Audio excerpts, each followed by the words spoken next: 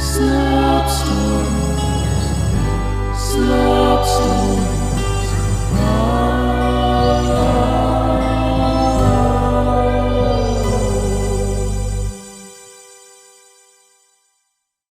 Slop Stories presents Corndogs by Kenzie Campbell. All was quiet outside of Northampton Grove Castle. Or to be more specific, the war was still over, and had been for 3 years now. Children ran around the hedges giggling, merchants shouted at the top of their voices trying to sell their products, and the rest of the townsfolk mingled with one another in glorious camaraderie. This new way of life had become normalcy ever since King Leonard had put an end to the oppression experienced by the residents of Northampton, due to the infiltration of a neighbouring country. Indeed, the endeavour had been expensive, and the loss of life heavy. But such is the cost to win a war.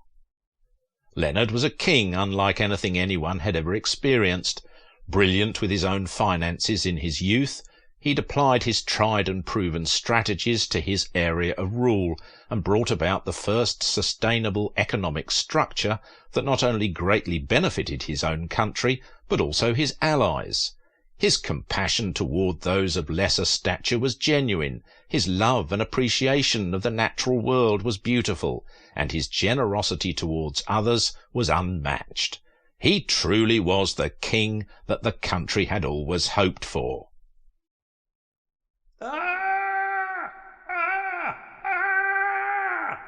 It was early morning, though the sun was breaking through above. A thick fog still blanketed the rolling green hills of the castle grounds. A myriad of different colours splashed onto the walls in Leonard's room, the sun piercing through the stained glass windows.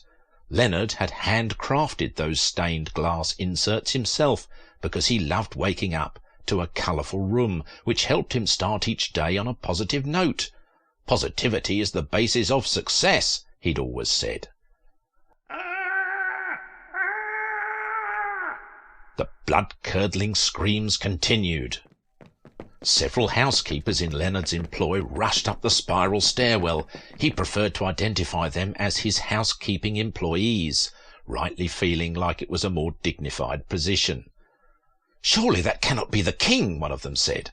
"If it is, then something terrible has happened. It sounds like the man is giving birth." He continued under his breath so no one else could hear but the ones he was with. They heard the sound of glass shattering, and covered their heads before realizing that they weren't in any danger in the stairwell. King Leonard threw all of his furniture across the room in search of something else to pitch through the stained glass. He ripped the door off of one of his cupboards. Inside, dozens of ceramic mugs sat waiting to be put to use. Leonard grinned, then screamed at the top of his lungs in the direction of the mugs. He grabbed one in each hand, and more glass shattered as they flew through the windows. "Your Grace, what is it? How can we be of service?" a housekeeper asked urgently. The king was breathing heavily, his chest rising and falling. He turned very slowly to face his housekeepers. "How can you be of service? How can you be of service, you lowly servant?" The ego-bruised servants looked at each other nervously. A few began inching their way back toward the stairwell. This wasn't the King Leonard that they knew. No, this was someone different, someone scary and dangerous. Leonard calmed down and smiled. He began chuckling as he walked toward the servant who'd asked how they could help. "You must think I'm overreacting," he laughed. He patted the servant on the shoulder with a large hand, then turned his face into a scowl, violence burning in his eyes. He lifted the servant off his feet and threw him through the last glass window that hadn't yet been shattered. Leonard cracked his knuckles and looked at the remaining servants in the room. "Here's what you're going to do," he said, casually but with authority. "You're going to round up all of your filthy servant friends, and you're going to fill it with corn dogs." The servants put their heads down in shame. "Look at me, look at me," Leonard said, then repeated, "You're going to fill it with corn dogs, and you're never going to stop." The servants looked at one another, entirely unsure of what the king meant. Reading their faces, Leonard graciously clarified, "I'm going to say it one more time. Fill it with corn dogs, and never stop. And if I need to repeat myself again—" Without finishing, he merely pointed at the window he'd just thrown the servant out of. The servants ran at full speed down the stairs, one tripping on the way down and breaking an arm, but unable to tend to it because of what the king had just ordered. In a matter of minutes they'd gathered every servant employed in the castle. The first thing they did was set the kitchen servants to work on the corn dogs. They then designated other servants to ensure that an adequate supply of ingredients was flowing into the kitchen at all times, so that there weren't any breaks in production. The kitchen servants worked hard while the remaining servants stood around brainstorming what the king actually wanted. Sure, it was great that the corn dogs were being made, but what were they to do with them? The king had commanded them to fill it with corn dogs. Fill what with corn dogs? No one had any idea where to start, nor did anyone have the courage to ask the king for clarification. Tension built as barrows full of corn dogs began coming out of the kitchen, but didn't yet have a final destination. The smell of freshly battered cornbread rose through the ceiling and through the floor of King Leonard's room. His jowls quivered and his eyelids fluttered as he breathed in and, in a brief and isolated moment of vulnerability, he truly appreciated his servants' obedience to his orders. Of course, Leonard was very well known for demonstrating how much he valued the people around him, but Leonard had no recollection of those memories. He was a completely different person, somehow, and he didn't even know it. The aroma in the air soon stretched his patience thin, to the point that he began screaming. He stomped his feet so hard that dust and pieces of loose cement fell into the batter being made in the kitchen beneath him. One of the servants alerted the others to Leonard's approach. They straightened up as he stepped off the stairwell. Leonard looked around. 7 wheel-bounded barrows sat in the corner of the room, corn dogs heaped so high that they were spilling onto the ground. Leonard froze with a deep scowl on his face. Then he slowly started trembling, his face turning red as the trembling strengthened. A few servants got the hint that Leonard was unhappy, so they began tossing handfuls of corn dogs at his feet and all around the room. They stuffed vases with corn dogs, cups, bowls, the fireplace, holes in the walls. Soon dozens of servants were throwing corn dogs through rare and expensive canvas paintings. They opened the windows and shoveled them out onto the ground below. Anywhere that a corn dog could go, a corn dog was placed, and the kitchen kept producing. Leonard's trembling eased up, which relieved the servants abundantly. But what the servants didn't know was that Leonard's trembling hadn't stopped because he was satisfied with their efforts. No, he'd simply grown confused at what the servants were doing. Filling the fireplace with corn dogs?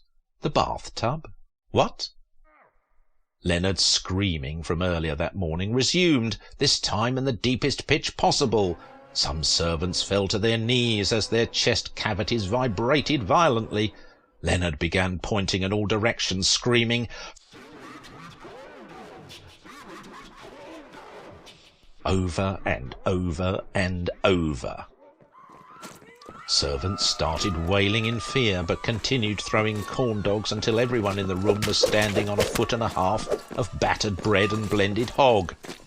A few hundred servants wheeled dozens of barrows into the fields and started lining the fields with corn dogs, destroying all the crops in the process.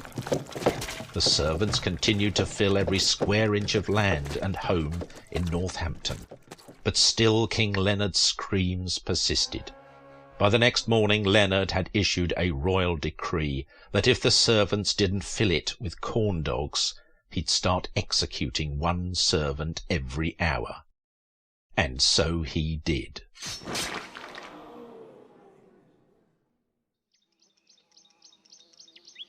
Soon the fields were covered in beautiful golden brown cornbread, but spattered with the dry blood of servants who'd given their lives serving the king.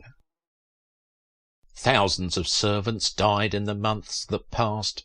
In fact, every servant would end up losing their life and rotting in the field, all except one, a mid-twenties peasant called Simon. Simon stood facing the king in the same place that it had all started, in Leonard's bedroom. All of the kitchen servants had been executed, and there was no one else in the castle but the two of them. In his left hand, Simon held a plate of fresh, piping hot corn dogs. The final batch made before the last kitchen servant was taken to the field. Simon, who'd already accepted that his death would undoubtedly come in the next hour, suddenly sparked an idea in his spoiled pudding brain. He looked at the corn dogs, then at the king, then back at the corn dogs, then at the king. He took a step towards Leonard, and another. Leonard eyed him the entire time, almost as if daring Simon to take the risk. Simon came within a foot of the king. He took a scalding corn dog in his hand, and had to endure the second-degree burn without wincing. Bringing the corn dog slowly towards Leonard's mouth, Leonard continued eyeing him suspiciously. Seeing that the king was not resisting, Simon touched the corn dog to Leonard's lips. Leonard began making soft noises to himself, mutterings of delight. Simon inched the corn dog further in, Leonard allowing it by opening his mouth wider. The entire corn dog slipped in. "Yes," the king whispered. Simon wondered how his king was able to say anything, then noticed that despite an entire corn dog sitting in his mouth, the king could fit 5 or 6 more without difficulty. Simon set the plate on the floor and grabbed 2 more corn dogs, giving himself a new burn on his other hand and worsening the first burn. He dropped the corn dogs into Leonard's mouth and watched as the king guzzled them down his throat like a pelican. Leonard looked at Simon peculiarly, then asked calmly, "What's your name?" "Simon, your grace." "Simon, my diamond. My diamond Simon," the king stated in sudden adoration. "More," he commanded. Simon took to the kitchen as quickly as he could and made another batch of corn dogs. "My hands," is the only thing he thought during the entire process. Once the corn dogs were ready, he lifted the plate to Leonard's mouth in an attempt to let the corn dogs roll in and prevent his hands from burning even more. But Leonard rejected the offer. "No, my boy, one at a time, but still quickly, and get used to it. It's just you and me from now on." Diamond Simon did as he was told at that moment, as well as the next 60 years.